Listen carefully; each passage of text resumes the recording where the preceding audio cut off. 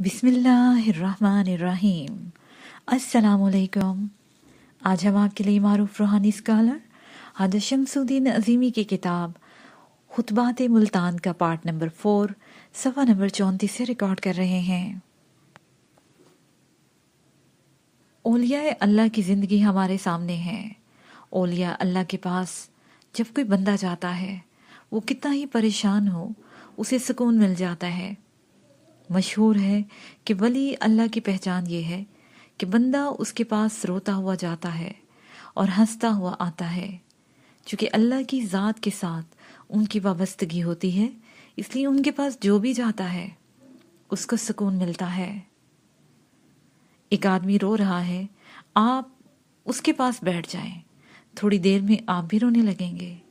एक आदमी खुश मिजाज है, हंस रहा है, बोल रहा है, लतीफ़े सुना रहा है, खुद भी खा पी रहा है, आपको भी खिला पिला रहा है, आप वहाँ से खुश होकर आएंगे। एक माहौल खुशबूदार है, आप खुशबू सूंघे बगैर खुद को हल्का और लतीफ़ महसूस करेंगे। फ़ज़ा में भारीपन है, कुत्ते बिल्लियाँ मरी पड़ी हैं, उनके मुर्दा जिस्म से बदबू के भुभके उठ रहे हैं। इस माहौल में जो भी आदमी जाएगा उसका मिजाज भारी हो जाएगा। लेकिन औलिया अल्लाह का ग्रोह चूँकि अल्लाह से वाबस्ता है, और जब अल्लाह का बंदा का ताल्लुक कायम होता है तो उसके ऊपर से दुनिया की गिरफ्त ख़त्म हो जाती है। और जब बंदा दुनिया में मशगूल होता है तो दुनिया उसके ऊपर मुसल्लत हो जाती है। अल्लाह वाले बच्चों की परवरिश भी करते हैं, कारोबार भी करते हैं, नौकरियां भी करते हैं, पड़ोसियों का ख्याल भी करते हैं, खिदमत हलक के शोबे में बहुत सारा वक्त देते हैं, इल्म भी हासिल करते हैं, इल्म सिखाते भी हैं। उनकी आम जिंदगी अवाम से मुख्तलिफ नहीं होती। लोग नमाज़ें पढ़ते हैं 50-50 साल, 40-40 साल, 80-80 साल नमाज पढ़ते रहते हैं। और हाल ये है कि आप अपनी किसी बुजुर्ग नानी से, दादी से पूछिए कि अम्मा आप जनती हैं? आपको पता है अम्मा का जवाब क्या होगा? अम्मा कहेंगी, हाँ बेटा, दुआ करो अल्लाह मुझे जन्नती बना दे। यानी 50 साल नमाजें पढ़ने के बाद भी अम्मा जी को इस बात का यकीन नहीं हुआ कि मैं जन्नती हूँ। क्यों नहीं हुआ यकीन? इसलिए नहीं हुआ कि 50 साल तक एक आदमी किसी को आवाज़ देता रहे और 50 साल में एक मर्तबा भी वो उस आवाज़ का जवाब नहीं सुनता, तो फिर उसे कैसे यकीन हासिल होगा? लेकिन अगर उसे कंसंट्रेशन हो जाए, सूरह मुज़म्मल की आयत के मुताबिक वो कता ताल्लुक़ करके सिर्फ़ और सिर्फ अल्लाह ताला के साथ अपना ताल्लुक़ कायम कर ले, तो अल्लाह की आवाज़ आएगी, अल्लाह नज़र आएगा, अल्लाह ज़रूर नज़र आएगा। अल्लाह का यकीन पैदा होगा, अल्लाह की सिफ़ात का लाज़मी मुशाहिदा होगा। ये तो होगी रूहानी बात। अब दुनियावी बात सुनिए। कोई स्टूडेंट, कोई शागिर्द, कोई उस्ताद एक किताब पढ़ता है, अगर उस किताब में कंसंट्रेशन ना हो, क्या वो पास हो सकता है? उस्ताद को कंसंट्रेशन हासिल ना हो, क्या वो उस्ताद लेक्चर दे सकता है? क्यों सईद भाई? इसका मतलब ये है कि उस्ताद लेक्चर देने से पहले स्टडी करता है, किताब पढ़ता है। उसके जहन में है कि मुझे लेक्चर देना है। उसके जहन में ये बात होती है कि कोई भी स्टूडेंट इस मजमून से मुतल्लिक मुझसे सवाल कर सकता है और मेरी ये जिम्मेदारी है कि मैं उसको मुतमईन करूं। उस्ताद ज़्यादा तवज्जो और यकसोई के साथ किताब पढ़ेगा, तफहीम करेगा, मज़ीद गौर व फिक्र करेगा। ये सारी यकसोई, ये सारी तफहीम, ये सारा गौर व फिक्र मुराकबे की तारीफ में आता है। अब आप घर में आ जाइए। हमारी बहन, बेटी, माँ, खाला खाना पकाती हैं। खाने में इनकी तवज्जो नहीं थी जो होनी चाहिए थी। दूसरी तरफ ख़वातीन खाना पकाती हैं, उनकी पूरी तवज्जो खाना पकाने पर है। खाना किसका मज़ेदार होगा? प्रोफेसर साहब, किसका खाना मज़ेदार होगा? बिल्कुल सही है, जिसने तवज्जो से खाना पकाया है, जिसने ज़हनी इंतशार के साथ खाना पकाया है, उसका खाना मज़ेदार नहीं होगा। अजीज़ दोस्तों, توجہ سے کھانا پکانا بھی یکسوئی کی تعریف میں آتا ہے۔ مائیں اپنے بچوں کی تربیت کرتی ہیں۔ اگر بچوں میں کنسنٹریشن نہ ہو، اگر بچے کی تعلیم و تربیت میں ماں کی مرکزیت قائم نہ ہو تو بچے کی تربیت صحیح نہیں ہوگی۔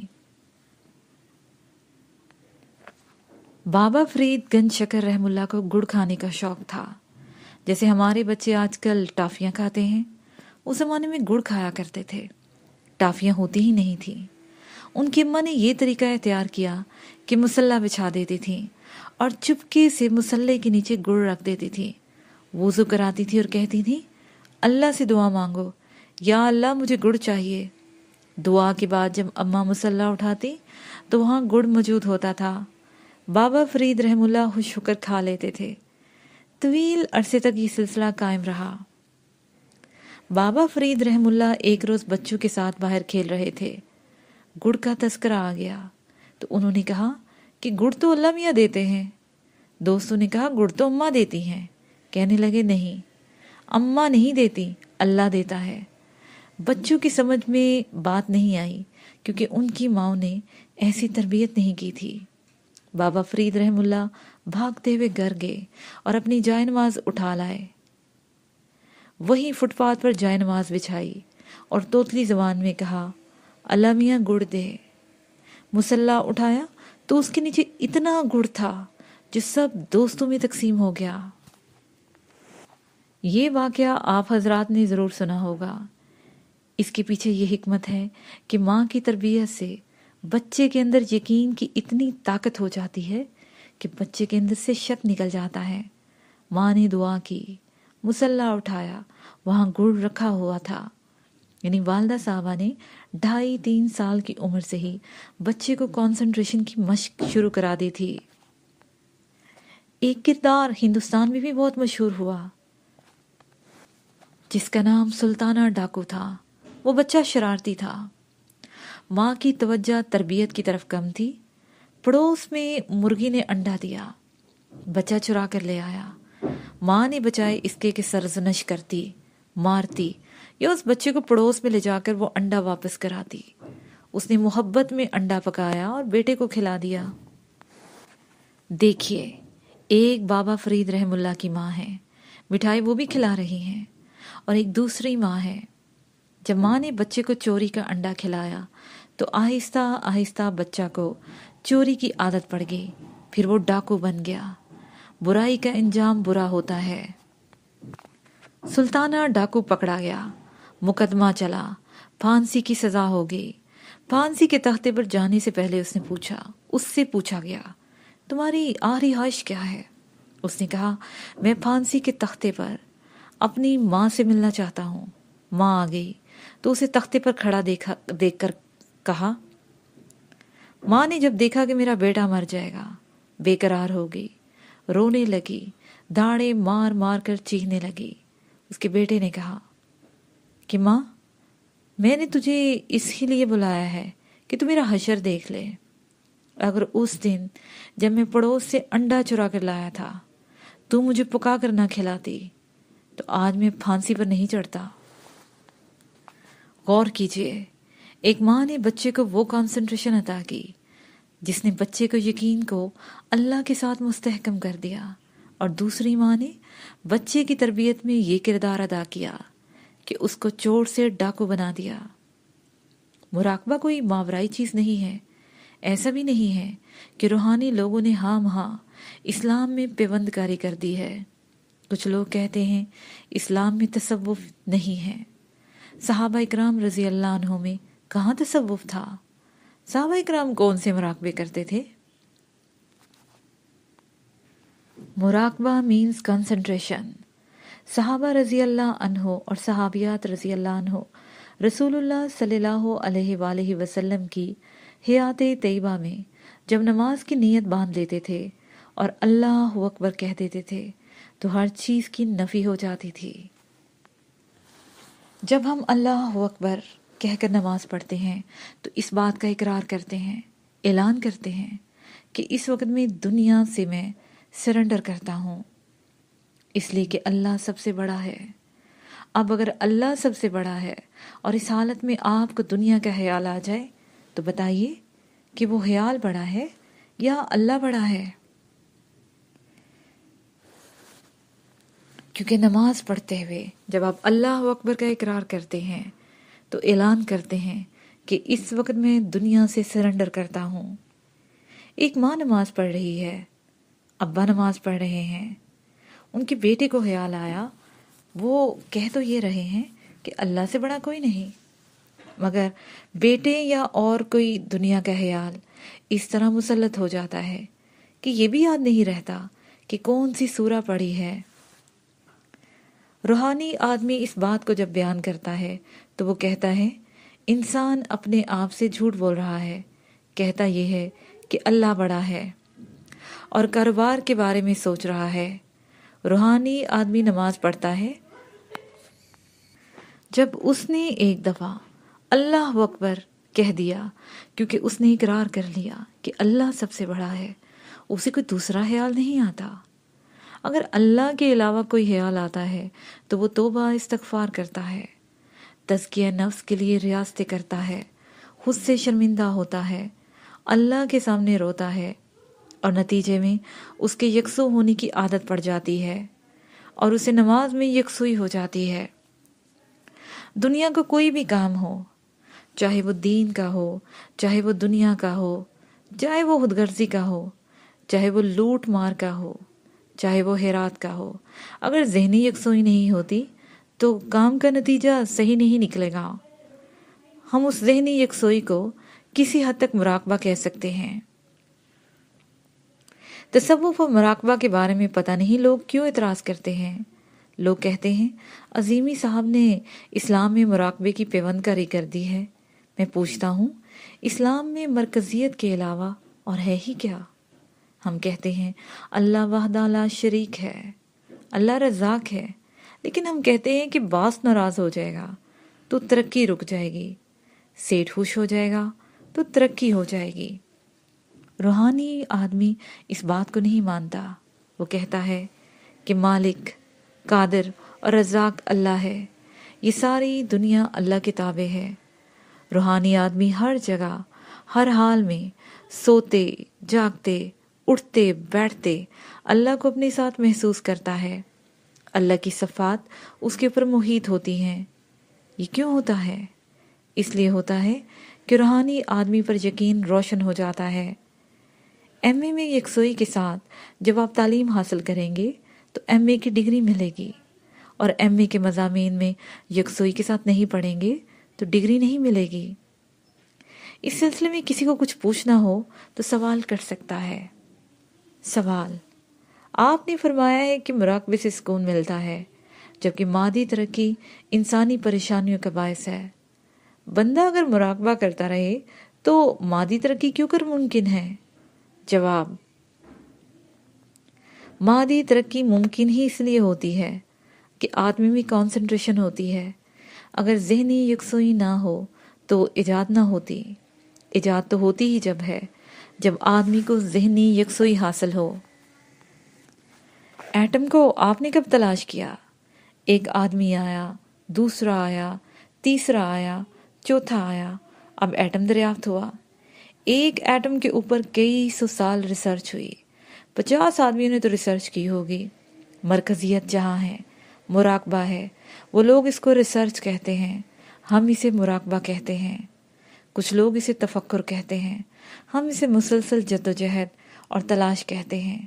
روحانی بندوں نے ریسرچ کا نام ذہنی یکسوئی اور مسلسل تلاش کا نام مراقبہ رکھ دیا ہے۔ سوال: کچھ لوگ اعتراض کرتے ہیں کہ صوفیہ نے اپنے شاگردوں کو مراقبے تک محدود کر کے عملی زندگی سے دور کر دیا ہے، اور کہتے ہیں کہ تصوف افیون کی طرح ہے، آدمی دنیا کے کسی کام کا نہیں رہتا۔ جواب: داتا صاحب رحم اللہ نے کشف المحجوب کتاب لکھی ہے۔ یہ ایسی کتاب ہے جس کا دنیا کی کئی زبانوں میں ترجمہ ہوا ہے۔ جس بندے کی کتاب کا دنیا کی ہر زبان میں ترجمہ ہوا ہے، اس بندے نے کیسے دنیا کو محدود کر لیا؟ امام غزالی رحم اللہ ہیں، حضور کلندر بابا اولیاء رحم اللہ ہیں، شاہ ولی رحم اللہ ہیں، شاہ ولی الرحم اللہ نے اب سے 250 سال پہلے یہ بات بتائی تھی کہ انسان کے اوپر روشنیوں کا ایک انسان ہوتا ہے. کسی نے مانا ہی نہیں. اب 250 سال کے بعد جب انگریزوں نے کہا کہ آدمی کے اوپر اورا ہوتا ہے، سب نے مان لیا. عزیز دوستو، صوفیہ نے تو یہ بات 250 سال پہلے ہی بتا دی تھی جو آج کا سائنٹسٹ بتا رہا ہے. سائنٹسٹ کہتا ہے کہ ہر انسان کے اوپر روشنیوں کا ایک ریفلیکشن ہوتا ہے. اس ریفلیکشن کو وہ اورا کہتے ہیں. ابھی وہ نہیں بتا سکے کہ ریفلیکشن کہاں سے آ رہا ہے. شاہ ولی اللہ نے تو پوری وضاحت کی ہے. کسی روحانی آدمی نے کبھی کسی انسان کی ترقی میں رکاوٹ نہیں ڈالی. بڑے پیر صاحب رحم اللہ کے بارے میں کیا آپ یہ کہہ سکتے ہیں کہ انہوں نے ترقی روک دی؟ امام جعفر صادق رحم اللہ اور ان کے ہزاروں پیروکاروں نے دنیا کی ترقی میں بے شمار خدمات انجام دی ہیں. حضرت معین الدین چشمی اجمیری رحم اللہ نے ہندوستان میں انقلاب برپا کر دیا. وہ کام کر گئے جو بڑے بڑے بادشاہ نہیں کر سکے.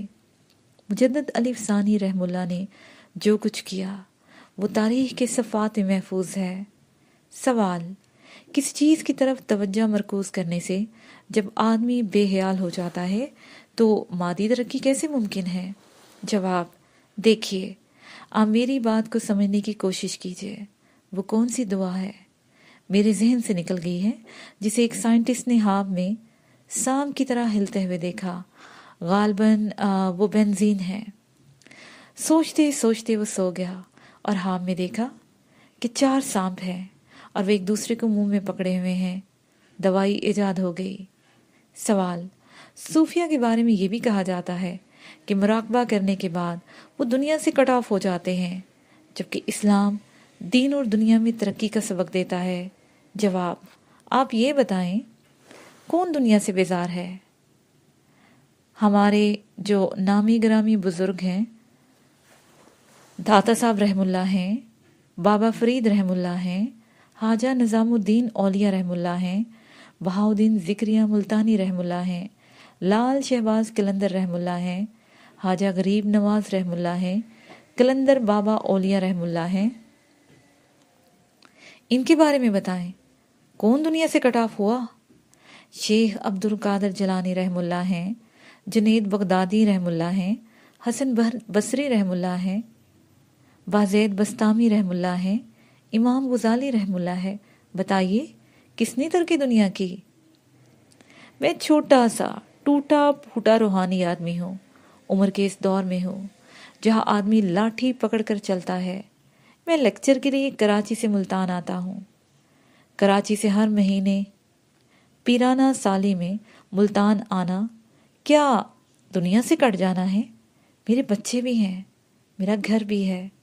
میں لوگوں کے علاج معالجے کے لیے بھی وقت نکالتا ہوں، کتابیں لکھتا ہوں، روحانی علوم کو پھیلانے کے لیے ملکی اور غیر ملکی دورے کرتا ہوں. ڈاکٹروں کی تشخیص کے مطابق مجھے بلڈ پریشر ہے، شوگر ہے، کولیسٹرول ہائی رہتا ہے. ڈاکٹر بتاتے ہیں کہ میرے دل کے 2 والو بند ہیں. میں تو دنیا سے بیزار نہیں ہوں. مرشد کلیم قلندر حضرت بابا اولیاء رحم اللہ نے میری ڈیوٹی لگا دی ہے کہ اسلام کی اشاعت کے لیے کام کرنا ہے. الحمدللہ میں اللہ کے بھروسے پر چل پڑا ہوں. عزیز دوستو، یہ سازش ہے اور کچھ نہیں ہے. مراقبہ کرنے والا آدمی اتنا فعال ہو جاتا ہے کہ کام بھی کیے بغیر رہ ہی نہیں سکتا. وہ محلوق کے دکھ درد کا مداوع کرتا ہے، ٹوٹے گھروں کو جوڑتا ہے، روتوں کو ہنساتا ہے، تبلیغ دین کے سلسلے میں کریا قصبوں، شہروں اور ملکوں کے دورے کرتا ہے. ٹانگیں معذور ہو جاتی ہیں تو ویل چیئر پر بیٹھ کر توحید اور رسالت کی دعوتیں عام دیتا ہے. لوگ گالیاں دیتے ہیں، پتھر پھینکتے ہیں، برے برے القاب سے یاد کرتے ہیں، لیکن وہ حضرت محمد صلی اللہ علیہ وآلہ وسلم کی نسبت اور سرپرستی میں اللہ اور اس کے رسول صلی اللہ علیہ وآلہ وسلم کا پیغام سناتا رہتا ہے. بسم اللہ الرحمن الرحیم. السلام علیکم ورحمۃ اللہ. ہر شے 2 روحوں پر تحلیق کی گئی ہے. اعوذ باللہ من الشیطان الرجیم. बिस्मिल्लाहिर्रहमानिर्रहीम। अल्लाह ताला ने कुरान पाक में इस बात की वजाहत की है कि हर चीज़ जोड़े जोड़े बनाई गई है। मुज़क्कर मोनस अलग अलग दो हैं, इनमें से एक यूनिट बना, एक रुख मुज़क्कर है, एक मोनस है। अल्लाह ताला ने फरमाया कायनात में हर शय दो रूहों पर तश्कील दी गई है। ज़ौजैन अशनैन यानी जोड़े दोहरे। तसव्वुफ के मानी ये बताए जाते हैं कि तसव्वुफ का मतलब तज़किया नफ्स है। ये बात अभी तक वाज़िया नहीं हो सकी कि नफ्स से क्या मुराद है। क्या इंसान की जिस्मानी साख का मतलब नफ्स है, या इंसान की थिंकिंग या सोच या विचार का मतलब नफ्स है? नफ्स से मुराद उसकी जान है। हज़रत शाह वलीउल्लाह रहमुल्लाह साहब ने नफ्स की तशरीह की है, लेकिन इतनी वाज़िया नहीं है कि आम आदमी समझ सके। इसका मतलब ये हरगिज़ नहीं है कि हमारे इस्लाफ या बुज़ुर्ग इन तशरीहात से वाकिफ़ नहीं थे। वो इन तशरीहात से वाकिफ़ थे। दाता साहब रहमुल्लाह ने भी कश्फुल मजूब में इसका तस्करा किया है, लेकिन बात पूरी तरह वाज़िया नहीं हुई। इसकी वजह यह है कि हमारे बुज़ुर्गों ने अदवार के मुताबिक बात की है। अदवार से मुराद ये है कि इर्तिका कितना हुआ। जितनी ज़्यादा ज़हनी इस्तेदाद बढ़ी, उसी मुनासबत से उन्होंने बातें की। एक दौर था कि इंसान को सत्तर पोशी के लिए पत्तों के अलावा और कोई चीज़ नज़र नहीं आई। फिर एक ऐसा दौर आया जिसको हम स्टोन एज कहते हैं। हर चीज़ पत्थरों से बनती थी। फिर लोहे का दौर आया, फिर आग दरियाफ्त कर ली, धातु को पिघलाकर उनसे काम लिया गया। फिर बिजली का दौर आ गया। इलेक्ट्रिसिटी के बाद जो तरक्की हुई, नई नई इजादात सामने आ गई। न्यूक्लियर सिस्टम से वाकफियत हुई, एटम की थ्योरी मालूम हुई। बहुत देर तक तस्करा होता रहा कि एटम टूट सकता है या नहीं टूट सकता। बहरहाल एटम टूट गया। इलेक्ट्रॉन, प्रोटॉन, न्यूट्रॉन का इल्म हासिल हुआ। मैं ये अर्ज़ कर रहा हूँ कि आदम अलैहिस्सलाम से लेकर अब तक इंसान इर्तिका पजीर है। ज़माना तरक्की कर रहा है। तरक्की का मतलब ये नहीं कि 6 फुट का इंसान 9 फुट का हो गया। तरक्की का मफहूम है इंसान के जहन में वुसअत पैदा हुई, जहन के दरवाजे ज़्यादा खुले। जैसे जैसे जहन के दरवाजे ज़्यादा खुले, इल्म में इजाफा होता चला गया। साइंसी इजादात के दौर में रेडियो बन गया। उस वक़्त इंसानी शौर में इतनी सकत नहीं थी कि वो उसको फ़ौरन कबूल कर लेता। लोगों ने मजाक उड़ाया। टेलीफोन के बाद टीवी के बाद कंप्यूटर इजाद हुआ। ये दौर कंप्यूटर एज है। गौर कीजिए, आदम अलैहिस्सलाम से लेकर इस ज़माने तक अगर हम नौ इंसानी की तारीख़ का मुताला करें और नौ इंसानी के शौर का तज्ज़िया करें, तो यही एक बात सामने आती है कि जब से ये दुनिया बनी है, या जब से आदम अलैहिस्सलाम इस दुनिया में तशरीफ़ लाए हैं, नौ इंसानी तरक्की कर रही है। तरक्की इल्म के हिसाब से, ज़हन के हिसाब से और तफक्कुर के एतबार से, इजादात के एतबार से हुई है। हज़रत ईसा अलैहिस्सलाम और हज़रत मूसा अलैहिस्सलाम के दौर का अगर आप तकाबली जायज़ा लें, तो आदम अलैहिस्सलाम की निस्बत ईसा अलैहिस्सलाम और मूसा अलैहिस्सलाम का दौर ज़्यादा तरक्की याफ्ता था। हज़रत ईसा अलैहिस्सलाम के बाद हजूर सल्लल्लाहु अलैहि वसल्लम तशरीफ़ लाए। अल्लाह ताला ने फरमा दिया कि दीन की तकमील हो गई। यानी इंसानी शौर दीन के मामले में जितना बालिग होना चाहिए था, हजूर सल्लल्लाहु अलैहि वसल्लम की बेसत के बाद शौर बालिग और पुख्ता हो गया। तसव्वुफ को मुतनाज़ा मसला बना दिया गया। तसव्वुफ को लोग मानते भी हैं, लोग तसव्वुफ का इनकार भी करते हैं। तसव्वुफ के बारे में बहुत सारी गैर अखलाकी बातें बनाई गई। लोगों ने दावे भी किए। तसव्वुफ के मानी मफ़हूम पर अजीब अजीब बहसें हुई। किसी ने कहा तसव्वुफ का मतलब है ऊन के कपड़े पहन लेना। किसी ने कहा यह लफ्ज़ असहाबे सुफ़ा से निकला है। किसी ने कहा तसव्वुफ का मतलब एक महसूस ग्रोह का महसूस लिबास है। चूँकि वो ऊन का लिबास पहनते थे, इसलिए उन्हें सूफ़ी कहा जाता है। मेरे इल्म के मुताबिक तसव्वुफ एक इल्म है, जिस तरह मेडिकल साइंस एक इल्म है, जिस तरह मैथ्स एक इल्म है, जिस तरह इंजीनियरिंग एक इल्म है। हर इल्म की अलग अलग अफादियत होती है। मसलन मेडिकल साइंस पढ़कर आदमी डॉक्टर बन जाता है और इल्मुल अबदान से वाकिफ़ होता है, बीमारियों से वाकिफ़ होता है, बीमार लोगों का इलाज करता है। इंजीनियरिंग एक साइंस है। मैकेनिकल इंजीनियरिंग एक अलग फील्ड है। सिविल इंजीनियरिंग की अलग एक अफादियत है। यानी हर इल्म की अपनी एक अफादियत होती है। अगर अफादियत नहीं होगी तो वो इल्म खत्म हो जाएगा। तसव्वुफ एक इल्म है। ये इल्म इंसान के बातन और कायनात के राज जानने का इल्म है। अल्लाह ताला फरमाते हैं कि हमने हर चीज़ को जोड़े जोड़े बनाया। यानी हर चीज़ के दो रुख हैं, एक मुज़क्कर, एक मुअन्नस, एक औरत और एक मर्द। ये औरत और मर्द और मुअन्नस इंसानों में ही नहीं है, बल्कि दरख्तों में भी हैं, परिंदों में भी हैं, चुपायों में भी हैं। अल्लाह ताला फरमाते हैं हर चीज़ के जोड़े बनाए दोहरे। ये ऐसे के एक मुअन्नस है, उसकी तारीफ ये होगी इसके भी दो रुख हैं। एक मुज़क्कर है, उसकी तारीफ ये होगी कि उसके भी दो रुख हैं। तो जब हर चीज़ दो रुख पर है तो इल्म के भी दो रुख हैं।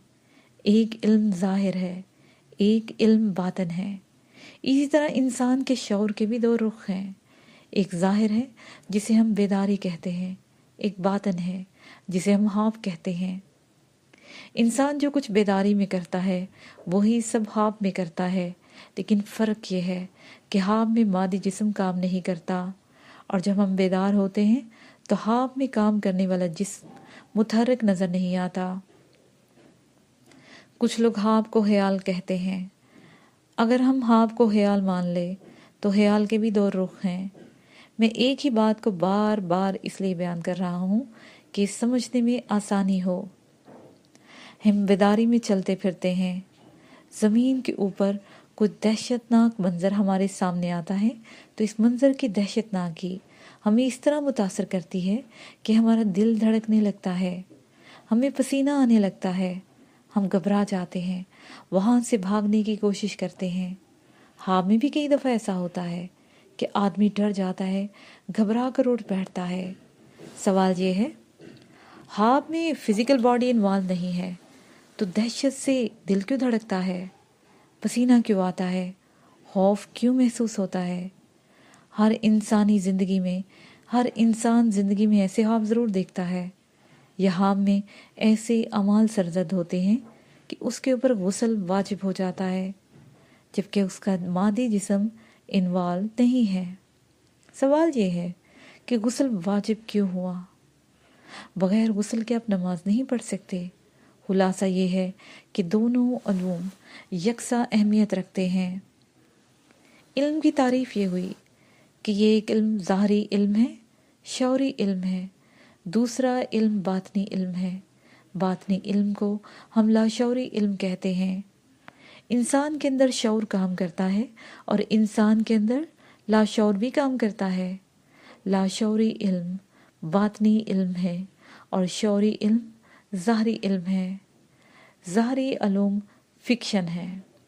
ये बात गौर तलब है, तमाम स्टूडेंट्स को ज़हन नशीन रखनी चाहिए कि ज़ाहरी अलूम फ़िक्शन है, कोई हकीकत नहीं। ये सब फ़िक्शन है। बातनी अलूम फ़िक्शन नहीं होते। बातनी अलूम को आसमानी सहाइफ और कुरान मजीद के मुताबिक हकीकी कहा गया है और फ़िक्शन अलूम ज़ाहरी अलूम है। अब मैं आपके कुछ सवालात करना चाहता हूँ, आप इनके जवाबात दें। मैंने अभी वजाहत की है, हर शय के दो रुख हैं, फिज़िकल बॉडी के भी दो रुख हैं। कोई एक रुख बताइए जो दो ना हो। कोई एक रुख बताइए जो दो ना हो। जी, गौर करें, थोड़ा सा सोच लें। मैं अर्ज़ ये करना चाहता हूँ कि हर उज़्व के दो रुख हैं।